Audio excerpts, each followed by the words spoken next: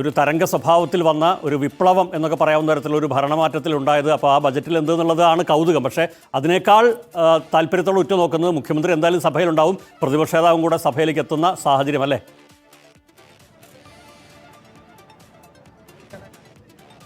തീർച്ചയായും അയ്യപ്പദാസ്, ഇപ്പോൾ നമ്മൾ കണ്ടു അല്പം സമയത്തിന് മുൻപാണ് ഉദയനിധി സ്റ്റാലിൻ ഇവിടേക്ക് എത്തിയത്.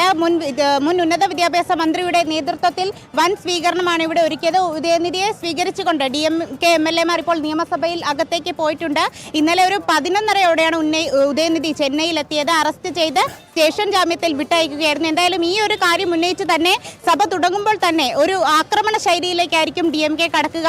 ഈ പ്രതിപക്ഷ നേതാവിന്റെ അറസ്റ്റിനെ ചൂണ്ടിക്കാട്ടി വലിയൊരു പ്രതിഷേധത്തിന് തന്നെ സാധ്യതയുണ്ട്. മാത്രമല്ല ഈ ഒരു ബജറ്റ് അവതരണം മുടക്കാൻ ഇത് തടസ്സപ്പെടുത്തുമോ എന്ന് വരെ ആശങ്കപ്പെടേണ്ട ഒരു സാഹചര്യമുണ്ട്. എന്തായാലും ഇന്ന് ഇത്തരത്തിലുള്ള ആരോപണങ്ങൾ, ഈ പ്രതിപക്ഷ നേതാവിനെതിരെ കേസെടുത്തു, ഇത്രയും പ്രശ്നങ്ങൾ ഇന്നലെ തമിഴ്നാട്ടിൽ വ്യാപകമായി DMK പ്രവർത്തകരുടെ വൻ പ്രതിഷേധവും അതിക്രമങ്ങളും എല്ലാം നടന്നിരുന്നു. ഇതെല്ലാം ഉന്നയിച്ച് എന്തായാലും സഭയിൽ ഇന്ന് ഭരണപക്ഷത്തെ കടന്നാക്രമിക്കാൻ തന്നെയായിരിക്കും DMKയുടെ ശ്രമം. എന്തായാലും പ്രതിപക്ഷ നേതാവ് ഉദയനിധി ഇപ്പോൾ നിയമസഭയിലേക്ക് എത്തിയിട്ടുണ്ട്. ഇന്നത്തെ എല്ലാ കണ്ണുകളും ഉദയനിധിയിലേക്ക് കൂടിയാണ്.